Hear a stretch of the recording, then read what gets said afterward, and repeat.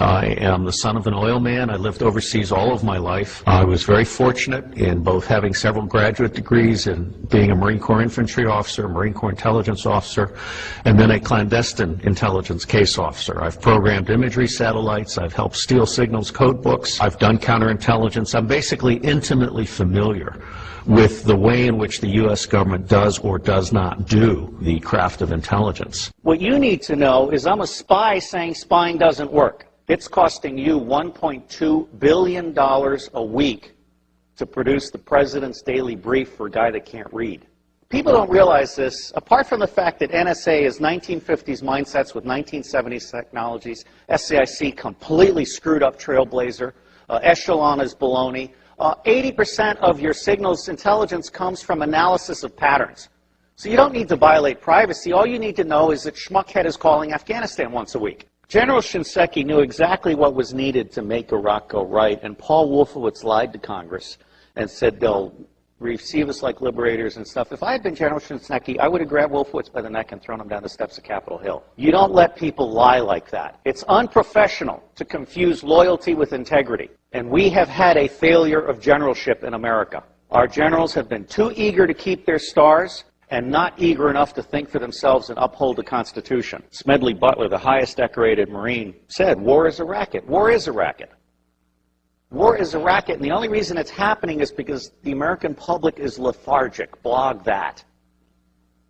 You are the Paul Reveres and Patrick Henrys of our generation. Bottom-up horizontal connection is key. Sharing at all levels, not top-down control. Public intelligence and influence is about to take off. We are about to bury rule by secrecy. Civil affairs is the focal point. The intelligence guys need to go back in their box. Bloggers, not informants, are key. The FBI is about to try and hire 2,000 informants in a Soviet police-style approach to security. That's idiocy.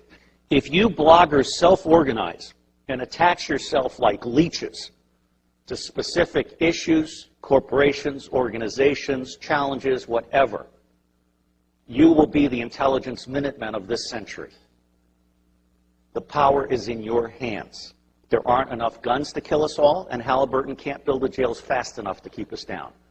Bloggers, as Linux is organized, where you grab onto an issue or something, and you are part of a structured citizen journalism blogging thing that lets no evil doing go unnoticed, that rules. So I think we're at a turning point. I think we're at the very beginning of a historic tidal shift in power, restoring the Constitution. I don't know how many of you are following this, but the Comptroller General has told Congress the United States of America is insolvent. We're out of Schlitz. We literally have no money to make it to the next decade. Now, there's some very easy solutions.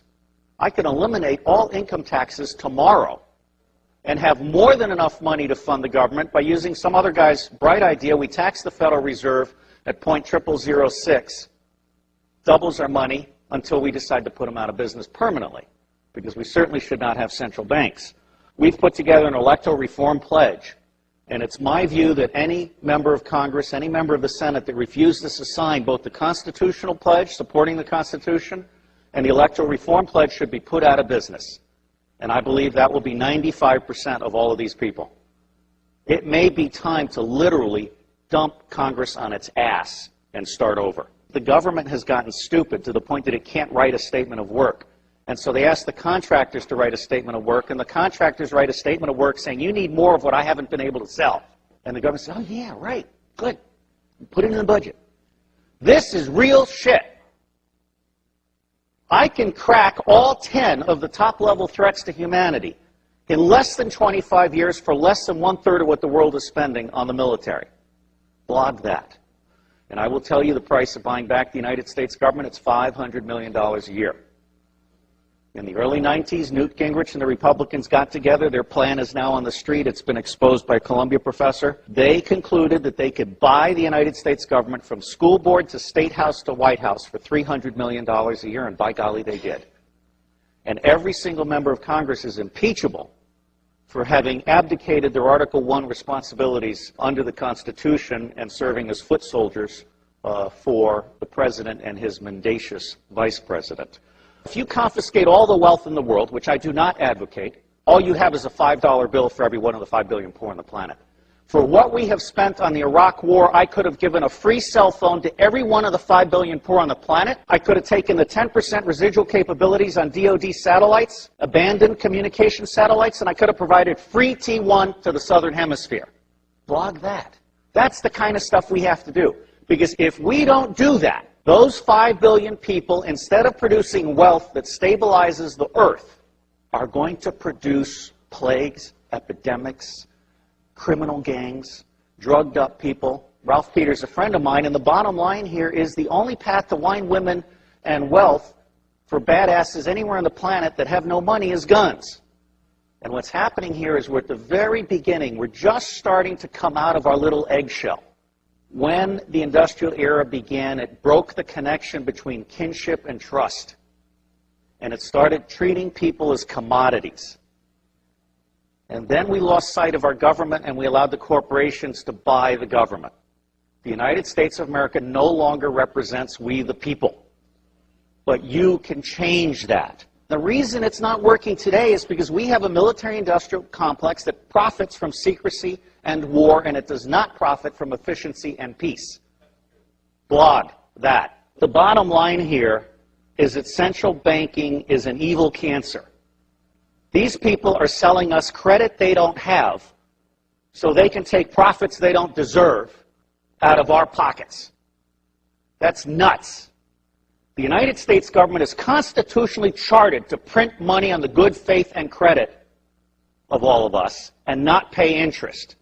Why are we being such fools? Well, unfortunately, if you fight them, you get assassinated. Lincoln and Kennedy were both about to print money and not borrow from the banks. I can't connect those two dots, but I can tell you they're side by side. But the reality is the federal government is broken in every possible way. And it's going to be localized, bottom-up resilience networks. They're going to save us. That's where you guys come in. Our educational system stinks. It beats the creativity out of kids by the time they're in the 4th grade. It forces you to become a blogger or hacker in order to become creative. So you guys are the lifeboat. We've gone from America the Beautiful to America the Shit. Now, I believe we need to start blogging retrospective impeachments. I'm not saying we need to hang them or tar them or feather them, just out them. I think it's time for citizen investigative journalism to go deep and go back and go current. And people need to understand they can't get away with this stuff. There is absolutely no lack of solution, and there is also no lack of money. What is lacking is the popular political will to exercise our God-given right to be in charge. I got thrown off Fox News for saying the global war on terror wasn't real. Well, it's not. Okay? I mean, until we can get to one man, one bullet for the top 6,000, we can contain the next level and we can provide a quality of life for everybody on the planet at the lowest level, we're not going to get it. The Air Force solution for terrorism is to kill one guy in an entire village, which of course creates 100 to 200